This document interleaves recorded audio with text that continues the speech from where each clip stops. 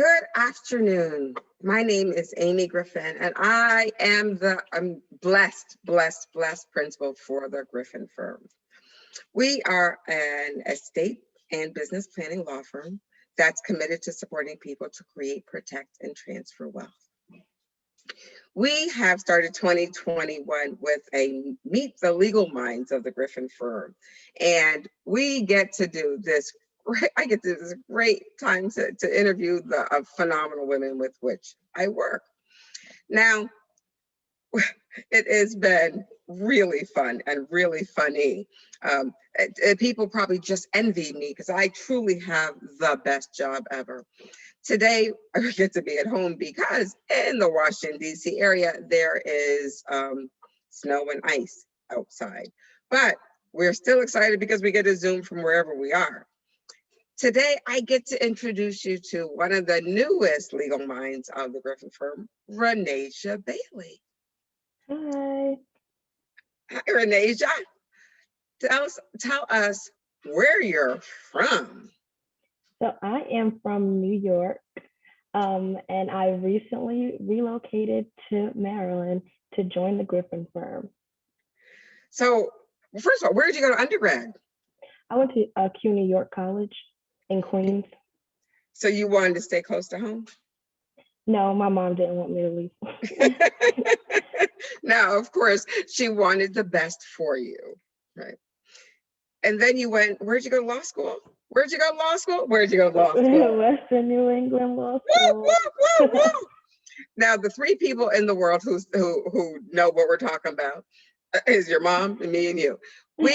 I also went to Western New England, now University. When I went there, it was Western New England College, but it's now Western New England University in Springfield, Massachusetts. Yeah. So it's just a brand new grad and getting ready to be sworn into the DC bar. Now, how did you find the Griffin Firm, and when you found it, what drew you to it? So I actually reached out to someone I worked for in Massachusetts who directed me to another alum of Western New England who directed me to you, Amy. And what actually drew me to the Griffin Firm was the fact of growing up at home, being raised by women, and kind of learning the independence of being a woman and not having many male figures around. And then learning that the Griffin Firm was a firm of all Black women. Now, people can't even imagine how working at a firm that, I mean, we dance, we laugh, we talk, but we pray. So it is. I know that we are truly blessed to have this. But this is about you. What are the things that really excite you? What's fun? How do you have the most fun? Eating. Eating. One other reason why she fits right into the Griffin Firm. But how did you pick coming to the DC area? So, originally I had in mind to apply for the New York bar exam, but with COVID and them basically putting stipulations on the application, I knew that even if I was barred in New York, I wanted to transfer to DC. So it was just like a dream of mine when I decided to go to law school. So I felt like that was the opportunity. Just forget about New York and apply to DC. I'm sure your mother loved that. So, but I love the fact that you just came to DC. What made you want to go to law school in the beginning? Well, originally, my mom's a nurse, so she actually, told me to do nursing. So I was taking all the prereqs for nursing, and I realized like this is not what I want to do. So I actually changed my major to political science, and I met someone that was working in the writing center where I was working at for undergrad, who did a program called the Ron Brown program, and it basically was a prep program for law school. So growing up as a kid, I wanted to be a lawyer, but I was just like, this is too much school. I'm not going to do this. So I felt like when I had that issue with chemistry, I'm just like, you know what, just go for it. Forget about science. like this is what you want to do as a kid. I can't even explain why as a kid I actually wanted to do it, but I'm just like, go for it. So I joined the Ron Brown, or I applied for the Ron Brown program. I was accepted into the program and I met wonderful people there. I have a great mentor that I'm still in contact with. And I just went for it and I applied for law school and I got into a few, but I chose Western New England. Yay, yay, yay, for which we are both thankful. So tell me though, you haven't been at the Griffin Firm that long, but the work that we do is very distinctive. What values does it speak to for you in regards to working for an estate planning firm? So I feel like a lot of things that most people don't really consider or think about, like the idea of making a will or having an estate plan set in place, so you actually have control over what it is that happens to your assets and everything when you pass. I feel like I found that to be very important, and I did not really know much about that until I took, trusted estates in law school, and then joining the Griffin firm and realizing how important that actually is, where you can make your own decisions even though you're no longer here. And one of the things that you have had the experience working with at our firm, focusing on probate, you've seen some of the challenges that challenges that are created when people don't have a plan, right? Yeah. So it just seems that, the court has more say in kind of dividing property and stuff amongst, relatives that are heirs of the estate. Right. If you don't if you don't take the time to make a plan, the court gets to make the plan for you or impose the plan for you, right? Unfortunately, I'm sure that you will see and will continue to see how that impacts, the number of court hearings that you've been a part of, or even written memos in reference to, where people have sort of breached their duty or just taken advantage of the circumstances and situation for their benefit, not caring necessarily or taking care of the family's commitments. One of the things that we are mindful of is, especially in the Black community, the family structure is different, right? May be different, actually. And we don't necessarily follow the formula of that which is applied, is imposed by the court, right? We have a lot of blended families that we need to take into consideration. So when you talk to your friends about estate planning, what do you say? Well, for many of my friends, like we're still young, so I feel like the first thing is we need to figure out a way to get a will in place. And eventually, like I haven't learned much about trust yet and how they're developed, if that's the appropriate word, or like created. So I'm not really sure how that works as yet, and I'm hoping to be able to learn that at the firm. But I feel like right now the most important thing would be a will, to have a will set in place so that you can at least control some aspect to your assets when you're no longer here, because we can kind of go at any moment. So it's very important to have that set up. One of the things that the Griffin firm is again, Reneesia is new, but has had the experience of knowing that education is a big deal for us. And tonight, actually, we are participating in an annual industrial bank estate planning workshop. And that's tonight. And one of the things that we are mindful of is making sure, what we know is our people perish for the lack of knowledge. So we give free workshops twice a month within, based from our firm, no longer in our firm because of COVID.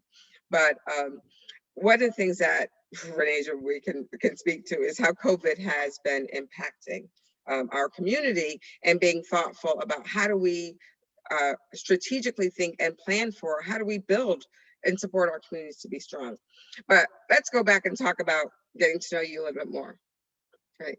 So are you an only child? Do you have tons of kids? I mean, brothers and sisters? I have 3 younger sisters from my mother. Okay. So, and so you're a big sister. Yes. All right. Now, what's the age difference? My youngest sister is 14, and then there's the 18-year-old, and then there's my other sister. She's about to be 23 at the end of the month. Oh, okay. So there's a whole lot of women in your family. Right? Yeah, it's just a bunch of women. So where the Griffin Firm is just a whole nother group of amazing women to be a part of, Yes. gathering of sisters, right? Okay. So when you said you like to eat, so does that mean you cook? I'm in the process of continuing to learn how to cook. I feel like I've gotten a lot better from law school. That was actually the first time that I was actually ever away from home and on my own. Mm. Yeah, so my first year wasn't the best with trying to cook. Like I didn't even really want to eat the food I was making. However, I have gotten much better, and the food actually tastes good. And my younger sister, the 23-year-old, she loves cooking. So I got a thumbs up from her from some of the meals I've made. So I think I'm headed What is your along in the best right track. dish? I love seafood, so I love to make seafood boils. Seafood what? Boils, Which seafood is boils. It's just a bunch of different seafood. You boil it, potatoes, egg, and I make a garlic sauce, and you kind of put it all on top. So we need to have a potluck at the office so that you can seafood. Yeah, all for that. So you moved down to the Maryland area, Yes. and how was that transition? Um, I feel like it was a little bittersweet, only because after law school and being a little bit closer to home, going to Western New England because it was in Mass, I know that I'm not going to be traveling back home as often, but I definitely like the feel of being much more independent on my own, starting my career, and literally kind of starting my life. I like the idea of that. The unfortunate thing is shortly after moving, you had a strange experience. What happened? Yeah, I got COVID. And it was so weird. It was literally like the week before I was supposed to start in the office. However, thankfully, it was not like a really bad, severe case. So I was actually able to function and everything, during that time. So yeah, Reneesia, just moving to the area, so not really knowing the community, going where to get tested, going to get served, was nothing else to say traumatic, but we thank God that she is well, that she was able to recover. But it's it's one of those things we don't take lightly in the firm. One of the things that we've been working principally, seeing clients principally by Zoom since the beginning of COVID. And there are times when we have people in and that's focused on the execution, but we want them in and out quickly. And we always maintain social distances and we're masked up. So it's been an interesting experience to say the least. When we interviewed Reneesia, she just evidenced such great energy. And one of the things that I love about her is that she is quick-witted. She does not pause. And in our firm, you got to be quick-witted because these folks will come at you quick, right? And we don't hesitate. And that's always a good sign. People know that you are loved when we can joke, right? Yeah. What would you say are your takeaways from the firm that you would give as a message to folks about why they should come to the Griffin Firm for service? One, I believe that all of the women in the office, all the staff members are very friendly and helpful and are willing to help. It seems like everyone there is very dedicated to their job and providing the best service. And I feel that as an employee. So I can only imagine being a client and getting that same energy and support throughout, a process like this. because it's a very, it's not the most exciting when you're talking about death. It's not. I have my own personal fears and stuff with that, and I just pray about it, and that kind of helps me get through it. But sometimes you have to face certain facts, and dealing with women that pray, that's a big thing. That can help you and guide you through, the mental aspect of the process of, handling estates for your deceased loved ones, or even planning your own. So I feel like that's really important. It's funny. My dad is of course a huge champion of the firm, and he's always saying you should call people on their birthday to talk. I said, Daddy, a lot of times people don't really want to talk about they're passing away. He says, but it's legacy building. It's legacy building, and I agree. But most people aren't there with us, right? and it is an intimate relationship. The relationship both we have with the people that we serve. When you become a Griffin Firm client, you become a part of the Griffin Firm family. And I love that. I mean, there have been times when people may want to be that adopted stepchild, but we will love on you and pray for you no matter what. Excuse me. So I am thankful that Reneesia's here with us. I'm excited with that she will grow with us, and she's committed to being here till she's 542. If I can live that long. That retirement plan that we have built out. And again, reach out to us, join us on our website. You'll see Reneesia's gorgeous picture, as well as the other women of the Griffin Firm at our website, yourestateplanningattorney.com. I am excited that we are committed consistently to meet you where you are and bring you to where you want to go. So I'm excited that you're getting to meet the Griffin Firm amazing folks, because so often it's just me, and it is so much more than me. I am able to do the work that we do through the benefit of working with great people. So join us next week as we continue the process of meeting the women of the Griffin Firm. Thank you for joining us.